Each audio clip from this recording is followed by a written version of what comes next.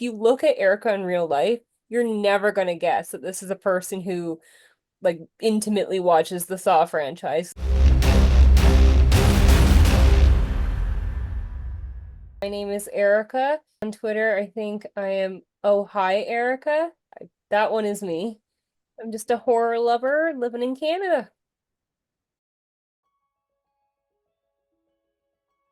I was disappointed. They let her, like the worst, arguably one of the worst people in the whole franchise, get away. So she better be back for the next one, and she better die horrifically. The original, the I can't remember the year, like 2005, 2004, the mid 2000s one, and then the newest one.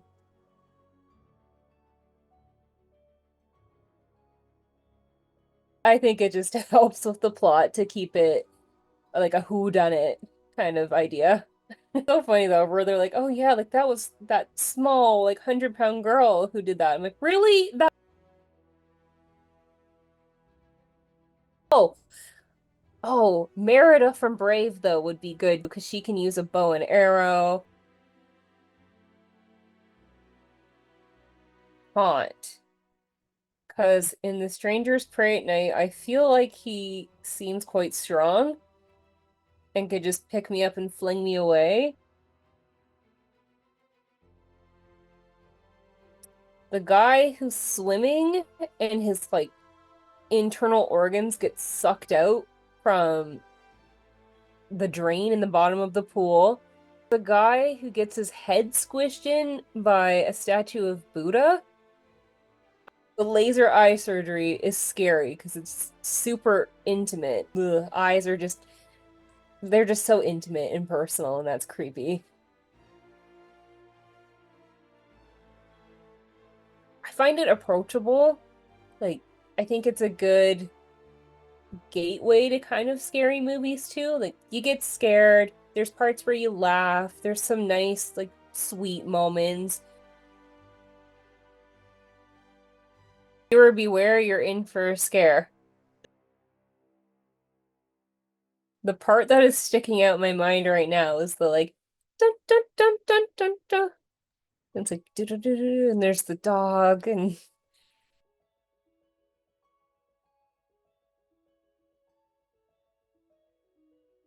I love Big Fish, but I would pick Coraline, no question. It's the movie I've watched the most in life. I can, if I'm watching alongside with Coraline, I can say every line with them.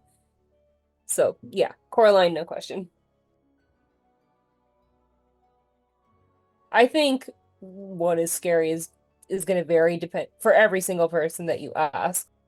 For me personally, I find situations that are real and can happen to be the most scary. What really scares me, actually, especially like in horror movies, is villains or killers that are just real people.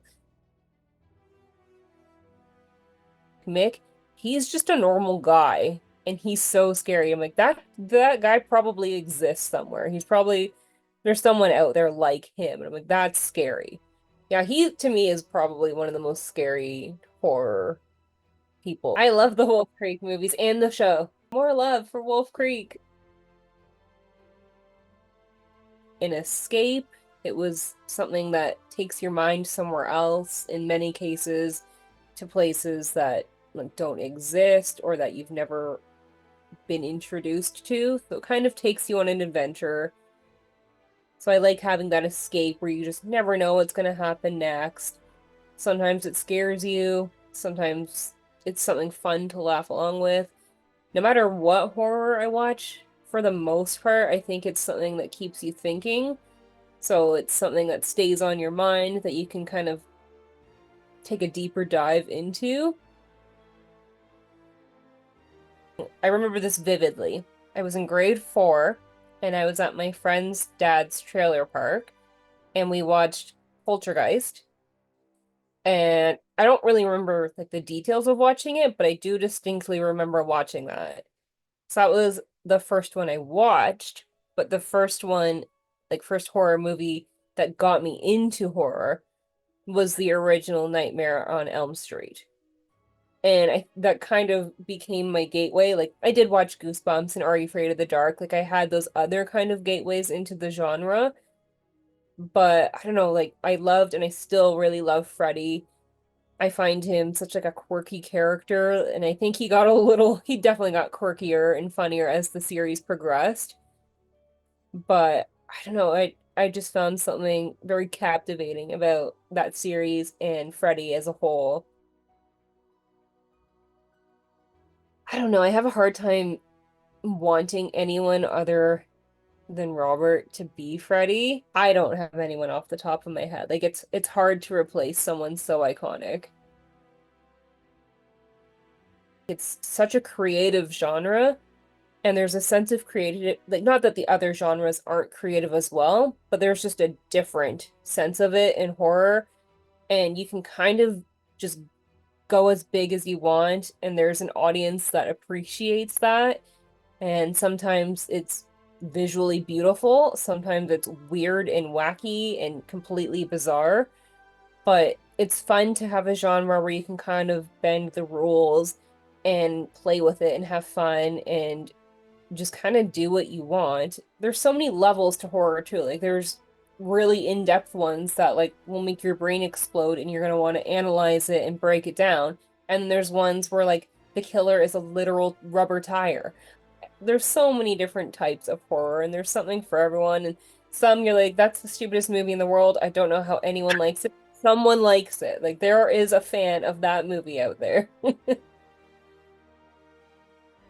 But I think there's a lot of people who have maybe felt othered in life, which I do think is also a theme in horror too. Like there's a lot of characters in horror movies that are also othered. And so I think it just, even just in watching the movies, creates that sense of belonging as well.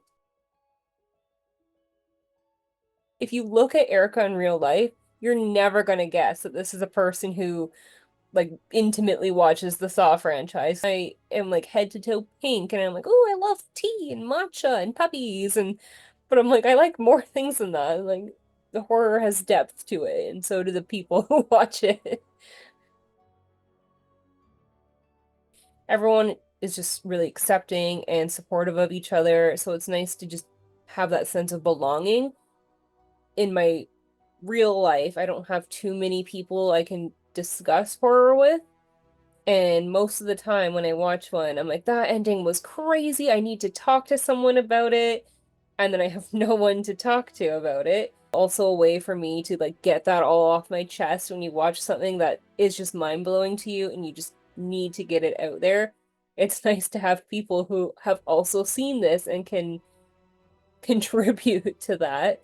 So that's kind of what horror is to me now, is a sense of community and a sense of starting discussions and kind of taking that to the next level and enjoying the movie beyond the movie.